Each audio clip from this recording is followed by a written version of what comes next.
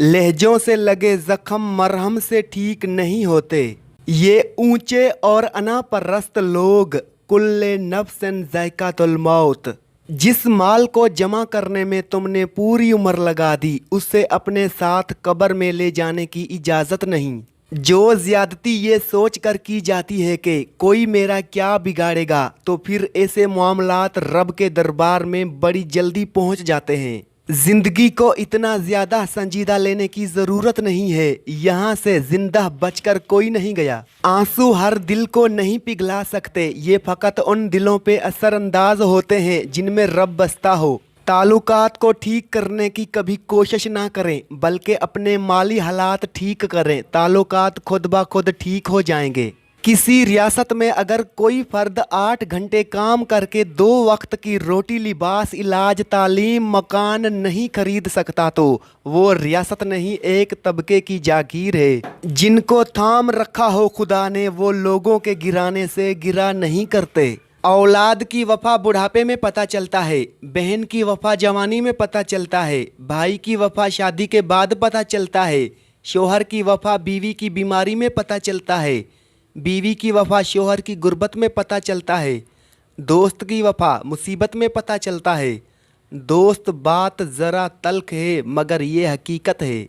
अक्सर बुरा वो बनता है जो अच्छा बनकर टूट चुका हो। फलों को किलो के हिसाब से तोला जाता है, जवाहिरात को किरात के हिसाब से तोला जाता है, सोने को गिराम के हिसाब से तोला जाता है, लोहे को टनों के हिसाब से तोला जाता है। मगर कुरान में बताया गया है कि आपकी नेकियों को ज़र्रात के हिसाब से तोला जाएगा, ताकि अहले ईमान को एक ज़र्रे के बराबर की नेकी का भी अजर अता किया जा सके।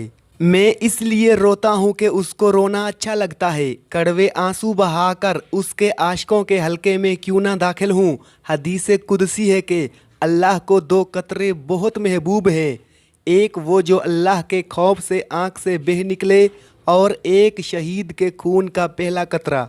दर्द वही है जो छुपा लिया जाए, जो बता दिया जाए वो तमाशा बन जाता है। 2 मुंह वाले सांप से शायद बचना मुमकिन है, मगर 2 मुंह वाले इंसान से बचना बहुत मुश्किल है। अल्लाह के दीन में शादी के लिए सिर्फ निकाह और वलीमा है। निकाह के बाद सिर्फ घर के चंद अफराद यानी दूल्हा और उसके माँ बाप दुल्हन को अपने घर ले जाएं।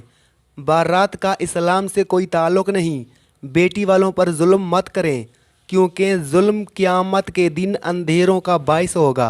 बदतरीन गुनाह, हज़रत इमाम अली अलैहिस्सलाम ने फरमाया, बुरे लोगों को अच्छा कहना बदतरीन गुनाहों में से है। हमेशा वही इंसान अकेला रह जाता है जो खुद से ज़्यादा दूसरों की फिक्र करता है। रसूल अल्लाह ने इरशाद फरमाया, जो दूसरे को नुकसान पहुँचाए अल्लाह उससे नुकसान पहुँचाएगा, और जो दूसरे को तकलीफ़ दे अल्लाह ताला उसे तकलीफ़ देगा। ये दुनिया करार की जगह नहीं। यहाँ चैन बस अल्लाह के जिक्र में है, या उस शय में जिसे अल्लाह वजह तस्कीन बना दे। बाप की गरीबी में और माँ के पहनावे में कभी शर्म मत करना।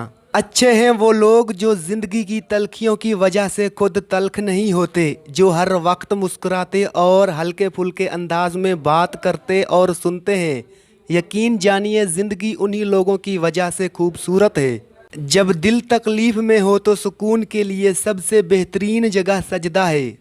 ज़िंदगी में बादशाही पैसों से नहीं, बल्कि बाप के साय से मिलती है। इतना भी क्या, किसी के लिए खुद को गर्क करना। ठीक है, कोई था अब नहीं रहा, ख़त्म। जो लोग मेरे ना थे मुझे वही अच्छे लगे। हजूर अकरम सल्लल्लाहु अलैहि वसल्लम ने इरशाद फरमाया कि सबसे बड़ी ज़्यादती किसी मुसलमान को बेइज्जत करना है।